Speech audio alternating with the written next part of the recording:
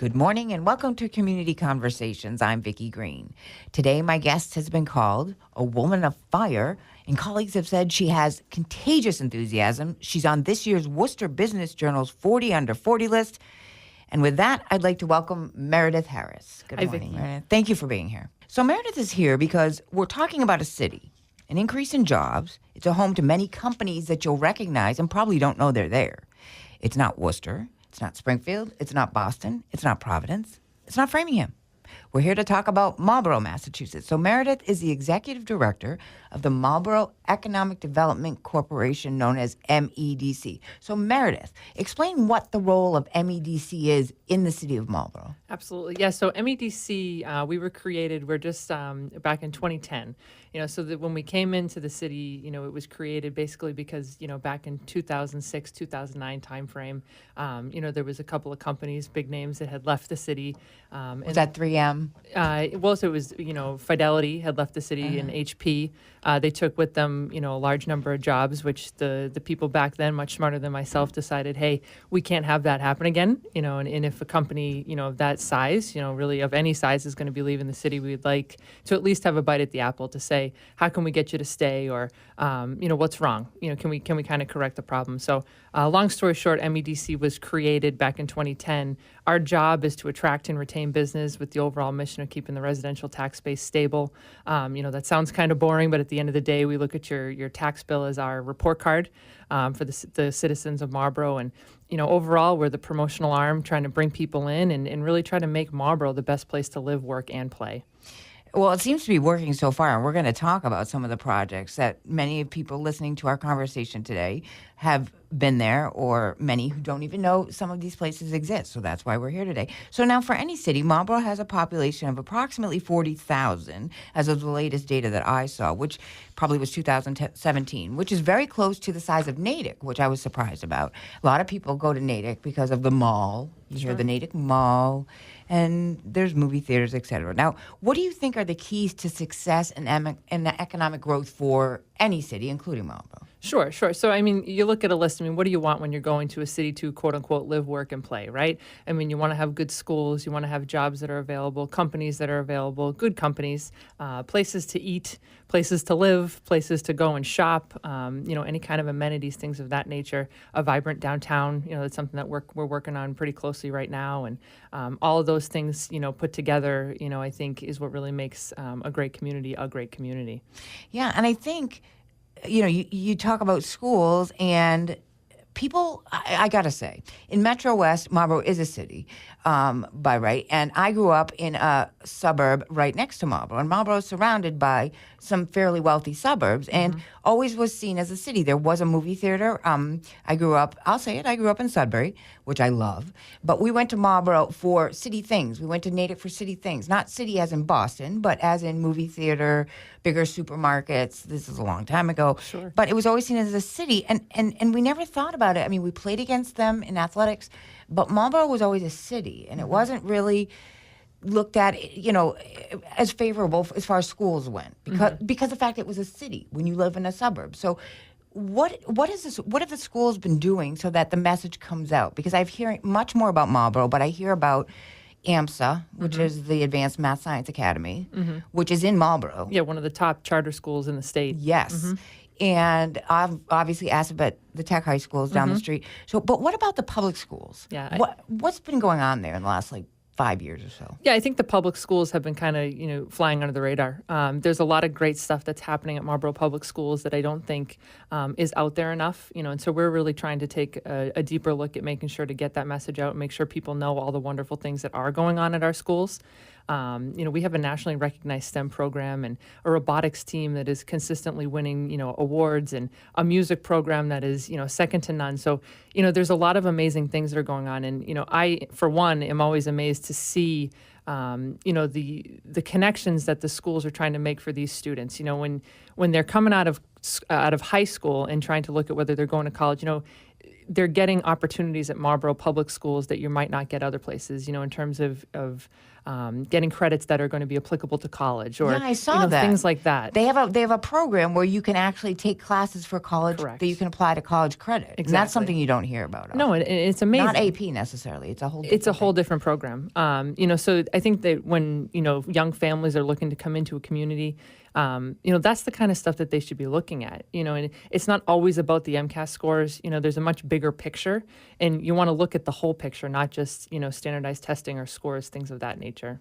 Yeah, and I think when we were having coffee recently, and I said, I brought up my story that Marlboro never was thought of as a great school system, but there's so many things that have been happening as of late that people just don't know about because they're not bragging about it. Right. And I was shocked when I read about the STEM program events, and the state education commissioner was just there for STEM week. I mean, they could. Karen Polito, the lieutenant governor, was at Assabet Tech. People, I just don't think it gets the credit that because people so often, as you say, look at the scores. Right. To try and compare where they're going to live, and that's associated good school systems draw in a lot of home buyers, which drives your house price up. So also in a downtown, you talked about the vibrant downtown. Now, there's some famous names from Marlboro. We talk about standardized testing. I don't even think you knew this one. I did find this. It was on the Wikipedia page, so we know I know that can be edited in various ways. But we know some of these. I knew some of them anyway. Marcia Cross, who, if folks listening, many of them probably are old enough to know about Desperate Housewives. Bree Vandekamp. Bree Vandekamp, the redhead. She is from Marlboro. She's a few years older than me, not much. Some literary folks might know of Horatio Alger, who was a young adult author of many, many famous books and children's literature. Gregory Maguire, who I didn't know, is from Marlboro, wrote the book Wicked, which is obviously turned into the hit Broadway show. It's awesome. I know. You didn't know that no, one. I did not know and that. the other one you said you didn't know was Carl Brigham, who was one of the creators of the SAT test. Ugh.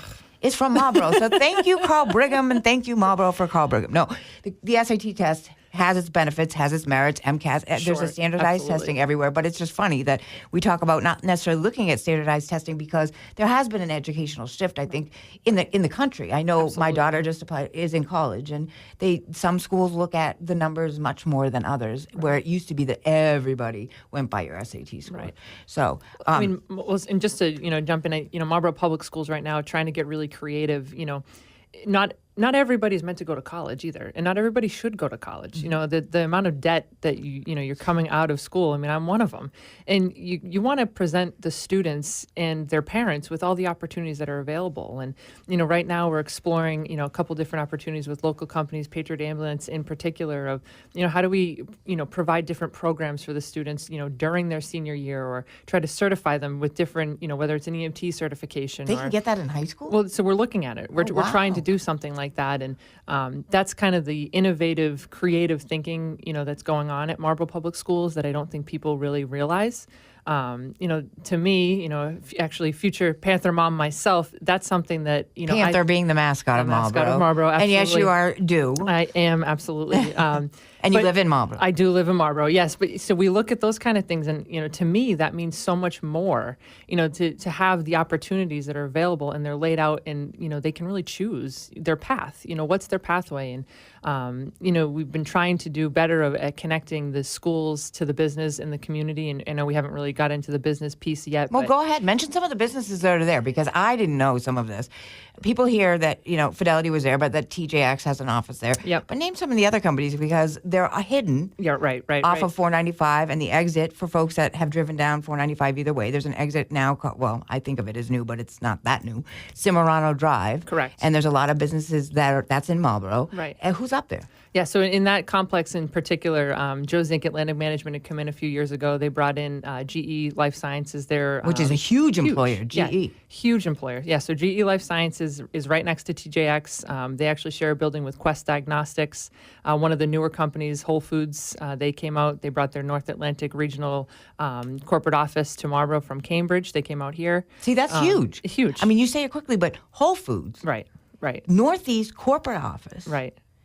moves from Cambridge out to Marlborough, and there's a reason for that. Absolutely. So you're doing that. Marlborough's doing something right, in the economic development corp. I mean, and not for nothing too, but Boston Scientific is over there. Hologic, Ken's Foods. So there's That's there's the one a I good didn't variety. know. Yeah. Just to interrupt you, Ken's Foods, as in Ken's Steakhouse, Correct. which in Framingham, but Ken's the salad dressing, dressing that you see in the supermarket, Ken's salad dressing. It's the corporate office. Correct. In Marlborough. And they make Sweet Baby Ray's there, which is also a quiet fact that's going on in Marlborough, which is great. And the barbecue sauce. The barbecue sauce. Sweet Baby Ray's. I see it on the shelf all the time. Right. No, and it's interesting. I mean, and to get back to the schools, I mean, you want to make sure that not only the students, but the parents also know that jobs are available at these different, these corporations that we're bringing in. It's great. You want to bring the business into the community that keeps the tax rate low, enables the city to continue to provide services. But at the same time, the jobs, I mean, it's amazing, and the opportunities that are available. And I just don't think sometimes people really realize, and they might be intimidated of, hey, I could never go for a job at GE or Boston Scientific or, one of those places or Raytheon, but you can, and they want you, and they're always hiring. And, I just think it's one of those things where we can really, do an amazing job at connecting the students as they're coming out of the schools, that pathway, and really making those connections. And that's something that we're really trying to work hard at over the next couple of years. And I think that's an important point in reverse as well, because you have people that may be relocating if the corporate office, like say you were going into Cambridge, but you don't want to come out here. Correct. You're going to move out here, Right. let's say. So you may have a family. Right. And so you have all these companies that you want them to know about the school system. I mean, the housing prices, the stats that I saw was the median price for a home, single-family home / condo was about $350,000, which is under the state number, which is about $366,000. So while it is expensive, it is not as expensive as the state median. Right. It's very affordable. Yeah. No, and I think that's a huge draw too. I mean, when you're bringing the companies in, and what they say to us all the time is, our question to them, how do we keep you here? Now that we have you, how do we keep you here? And the answer often is, as long as we can, find employees and our employees are happy, we're good. So we're staying in. And part of that is your employees want a place to live. And, having an affordable, option, I think is great for these millennials that are coming out from, Cambridge and the Seaport and all these different places. And again, I don't want to get ahead of myself, but that's why we're really trying to bolster the amenities in the community and make sure that, it's a suburban area, but it has kind of an urban feel. Yeah. I mean, and people don't realize the difference, I think, sometimes between a city and a town. Correct. Like Framingham, which is huge, was not technically a city. It didn't have a mayor until last year. Yeah, last year. And so, people don't realize that it is a city, but that because there are areas of Marlborough that are so suburban. Right. I mean, Boston Post Road, Route 20, was the old dirt path, as my family used to always Right. tell me, from Boston to New York, and I think further.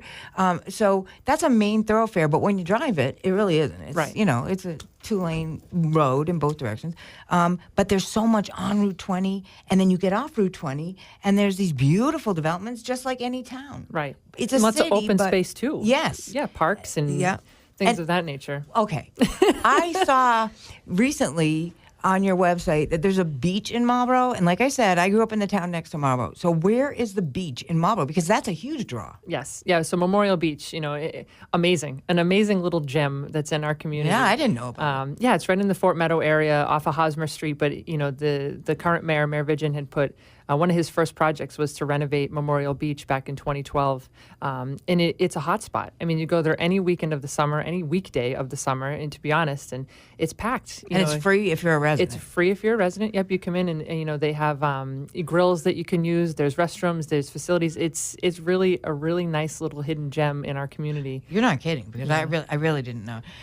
So you came on board several years ago when the Apex Center, which is at 495 and Route 20, if you're taking the highway, and some people just blip right by Route Right. 20, right? Or they get off because there's gas stations there and there's food and whatnot. But this was in the planning and construction stages when you came on board. And it's touted as the largest entertainment complex in the region with 475,000 square feet. So for people who haven't been there, can you explain what it is and what it means to the city and how it went up in 3 years? Well, no, it went Two? up in a year and a half, I think it was, start to Okay, finish. so 18 3 months. years started with the planning process. Sure. Okay. So when I came on, it was very, very early, and they were still having the initial conversations. And I have to say, probably one of the most exciting things in my small career so far has been to watch I think it's that. you've had a lot of impact in what you're saying is a small career. But to see something from start to finish, probably one of the most amazing, public-private partnerships that I've ever seen. Just incredible. So, anyways, Apex Center, they have, like you said, 475,000 square feet of brand new space. So Robert Walker, he had come in. He's a developer based out of Westford, but had come in and really at the very beginning, the draw was we're looking for a high-end restaurant. So the mayor. That's what you were hearing from companies Correct. and residents. Absolutely. So a lot of the the larger companies said, hey, you got a lot of great restaurants here. There's no doubt, but we'd love some sort of high-end restaurant. That would be really nice. And so we were, we still are, but looking for some sort of restaurant. So the pitch was to Robert Walker of, hey, we've got 43 acres of undeveloped land. What do you think? That's 43 acres in there? Yep. So, what do you think? Could you bring a restaurant? Is that something that you could possibly do? And he kind of came back with this plan of what is now the Apex Center. And so although we didn't get the high-end restaurant. You got about 5 restaurants next to it. I mean, and it's amazing. It's amazing. And, you ask, well, how did it go up so quickly? And like I said, honestly, between the Marlborough City Council, the mayor, the developer himself, the state came in with a MassWorks grant, all these people coming together, saw the vision. And the developer was pretty clear at the beginning. This is what I want to do, but, time is money. And, I want to get it done in a certain amount of time. And that's unbelievable. We said, awesome. We'd love to see it happen. And really, there was a lot of behind-the-scenes work going on at the city council level. And, kudos to all of them because the product has just been, phenomenal. Yeah, I don't think people, and I am at the city council meetings now sometimes, and people don't understand. I mean, just to get a sign up, right, you need a special permit. Right. So just to get that big of a development to go up so fast, and it had an impact on traffic, so you had to do the whole traffic impact, because if people don't know, if you live in a borough and you've been on down Route 20, heading out of Northborough, going eastbound, on the left there was a plaza that had a Hannaford Supermarket. It's still there. Hannaford Supermarket and various other fast food restaurants, and there used to be a Planet Fitness, but I think that moved across the street. Yep. And there's a McDonald's on that side, so it's across the street. And all that was there was a bank and a Wendy's. Right. And then I'm driving by there, and the first week I drive by, I start seeing, the cones and the police and these buildings starting to go up. And then the next thing I know, it was done. It's done, and I'm seeing these neon signs, not in a bad way, but I'm saying, oh my gosh. And literally, my brother said to me, who lives in north of here, but we obviously grew up here, does business here, and he said he just drove through the parking lot one day because you can't take it all in and know what's in there. There's hotels in there. The Apex Center is the one entertainment building, but surrounding that. Yeah, so there's 2 hotels, 6 different restaurants, 60,000 square feet of retail, office building. They have the office building. There's a goldfish swimming facility. Then you get into the entertainment building itself. And there's axe throwing, which has really been kind of a neat one. There's when the axe throwing. That with a bar, I don't get it, because they're doing that in other places. Worcester has one, yep. and I think, or I've read it somewhere. But tons of area communities are adding that in. That's like the new hottest thing. The new thing. Yeah, but I mean, it's neat. You can spend a full day in the Apex, the center itself, but the entertainment building, bowling. There's the race cars that are in there. That's what I have not been to the go-kart, and I'm amazing. dying to do that. It's amazing. And I mean, you look at that, and speaking of traffic, it's kind of a brilliant development where the traffic on Route 20 has not increased, because you come off and it's this interparcel connectivity where you're coming into the complex and everything you need in there, you stay inside. So the traffic is off of Route 20 and it's all inside of the Apex Right, you Center. can park and literally walk to any of those buildings and restaurants because it's in such a compact area. Right. In the city, actually, we have a Zagster bike share program. So that was another one of the things we're trying to... What does that say that again? Zagster bike share program. So, similar to what you'd see in Boston or, the hubways, that kind of thing. Trying to, again, make suburban community feel a little bit more urban with some of those amenities. But some of the Zagster bikes are in the Apex Center. So you could, park your car, grab one of the bikes and kind of go from one end to the other and spend an entire day. There's a drive-through Friendlies. That's been one of the bigger hits. Chick-fil-A. People love the Chick-fil-A. And listen, the first one was in Westboro on Route 9. And it's I live near there now, and it's packed. I mean, they're not open Sunday, but it's packed everywhere. But to tell you the truth, as a person who drives through that area, I was concerned about traffic Sure, and still sure. am. But you know what? The way that I don't know how they did it because they didn't change the road. Right. Route 20 is still a straight Yeah, shot. they added just a turning They lane. added a turning lane, and the lights, they're not any longer. I can't say that I've been through there maybe on a Saturday afternoon when there might be a lot of families there. Correct. But when I do go through there on a commuting time, it really has, I was It hasn't concerned. affected it. No. Yeah. Okay, so that's just the tip of the iceberg. So you had a job fair recently. We did. And how did that go? It was awesome. So we started the job fair. Again, that's something we've been doing in conjunction with the mayor's office for, I guess we're on to 7 years. We've actually started doing 2 job fairs a year. So it's free to all of the employers that want to participate. They have to be a Marlboro company, and free for any of the job seekers that are coming through. The first couple of years that we did the job fair, 400 or 500 people coming through the door, which was amazing. Wow. We try to cap it off at about 30 companies, and the only catch is they have to actually be hiring. We're not looking to fill space. Right. But the number of job seekers has kind of come down over the years, but that's because the unemployment rate is so low. But we're finding that the quality of the job seekers that are coming in, is top notch. And they're looking at companies, like I said before, GE, Quest Diagnostics, Boston Scientific, and those are just some of the top ones. Whole Foods. Yeah, Whole Foods. I mean, Ken's. all of them. Raytheon. They're all participating in the job fair. And again, it goes back to really connecting the folks that are in this area to the jobs that are available. And not just Marlboro. Correct. But obviously the hope is if you work there that you'll stay and you'll spend money. And most people do. Wherever I work, you're going to go after work Absolutely. for a bite and you're going to go downtown. Now, the other thing about that is the Apex Center is wonderful. Right. The other big thing in Marlboro, which some people don't realize unless you have a kid who skates or is in the hockey or plays hockey, Right. because it's kind of hidden too. I read, quote, the North American's largest ice skating facility in North America. Right. And for people who don't know, it's near Solomon Pond Mall. It's on Donald Lynch Boulevard, but you got to go past the mall. Right.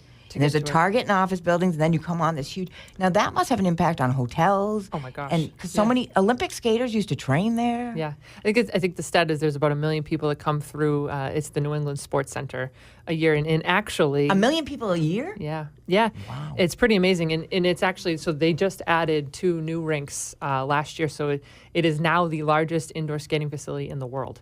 Really? In the world? Yeah, kind of a silent mecca over there. In the economic impact that it has on our community, in the surrounding communities as well, it's unbelievable. And we hear from different folks all the time that they're trying to kind of emulate it in other parts of the state and other parts of the country. And West Tuttle, in LaRue over there, they've done an amazing job. They've got a great team.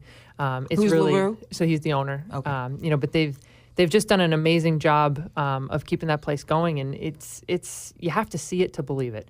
I know. And then again, I don't think that's increased traffic because I go past the mall to go to that Target, which a lot of people don't know is there, and I kind of like that Right. because it's quiet. But I do see a lot of traffic when you can tell it's coming from the hockey rink, Right.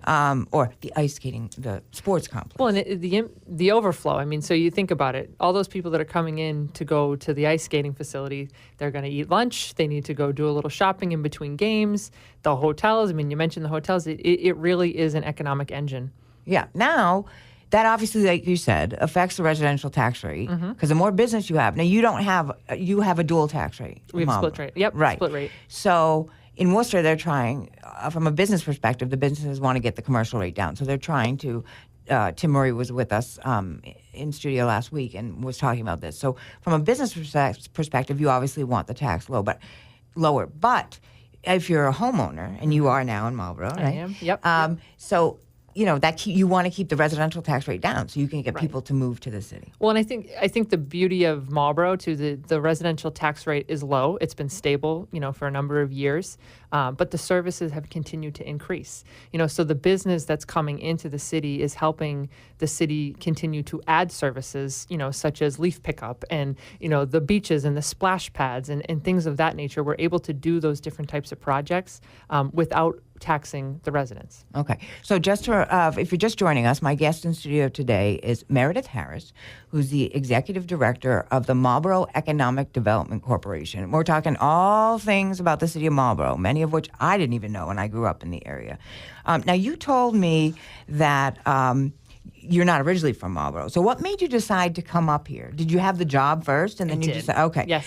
But you could have continued to commute. Absolutely. Yeah, no, so I took the job, a dear old friend of mine, Mike Berry, we had worked together at the State House many moons ago, and Mike was out here working in Marlboro, and he kind of pitched me on the city, and I came out, I took the job at MEDC, and I just fell in love with the community and the people that are there and the services that are available. I mean, all the things that I'm selling every day to companies and people that are looking to come in, I really You're not believe really in them. selling it. Yeah, I mean, it makes my job easy. I have a very easy job because I really believe in the story that we're out there pitching, and because it's real, it's a real thing. And I have to say, the hardest pitch was probably to my husband, because he before I worked in Marlborough had never been there, and when he came out, we had the Fireball Run. It was that day, which was a big event that came in a couple years ago, and we were standing on, downtown Main Street, Marlboro, and I remember him looking at me and saying, "Okay, let's do it." And He liked it. yeah, he loved it, and it's just a really vibrant community, and it has everything that you really are looking for.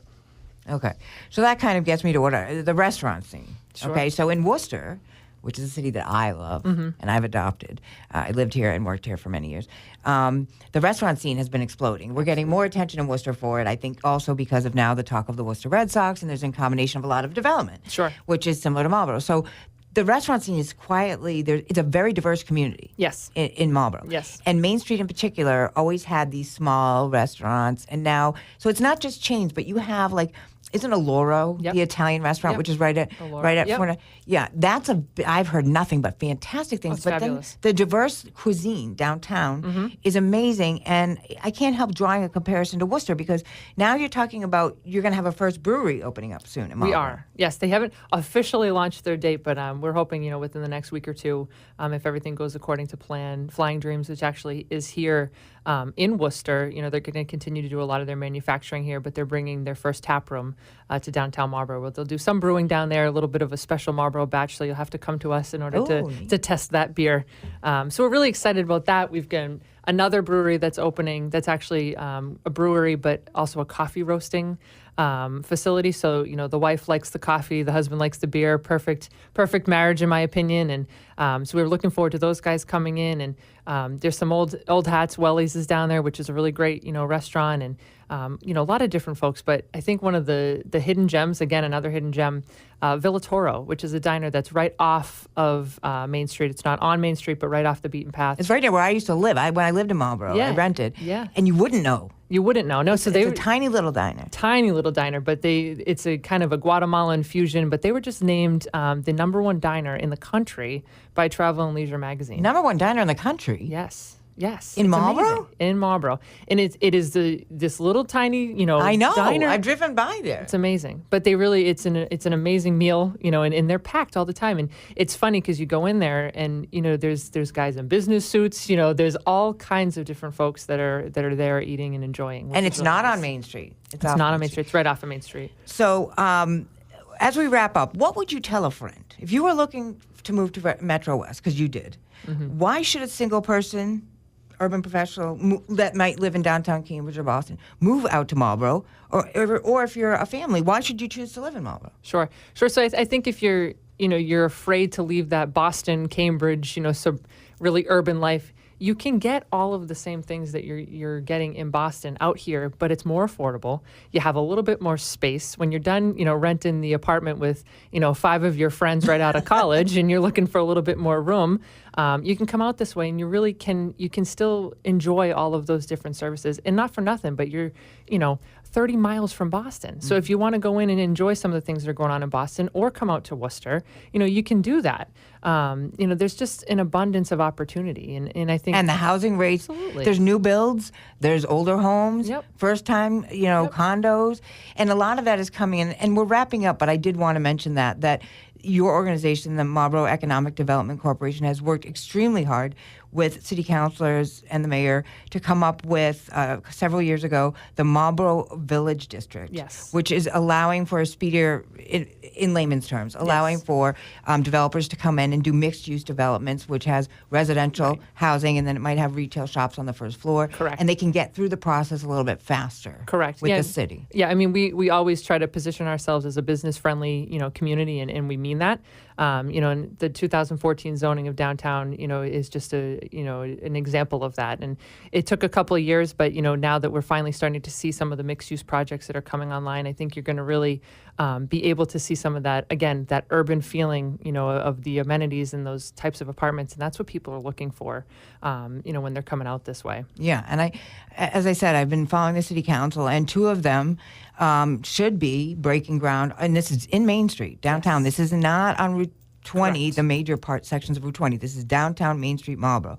These buildings, two of them are made through hurdles. One of them still waiting, but two, possibly three, but two should break ground in the spring. Correct. Yes. And then the third one is a little bit further out, I think. So I hope folks listening who haven't visited Marlborough, even for a day trip, think about it. You're going down 495. You're going up to New Hampshire. You're going down to the Cape. You want to make a stop? Make it a day trip, too. The Apex Center for the entertainment, the ice rink, the ethnic restaurants. It's just off 495 at Route 20 or Cimarano Drive, and experience Marlborough. So thank you, Meredith Harris, for being here today. Thank you, Vicki. I greatly appreciate it. So much respect for you, a woman on the move, and I can't wait to see what's next as you work to improve the quality of life and the economic vitality in the city.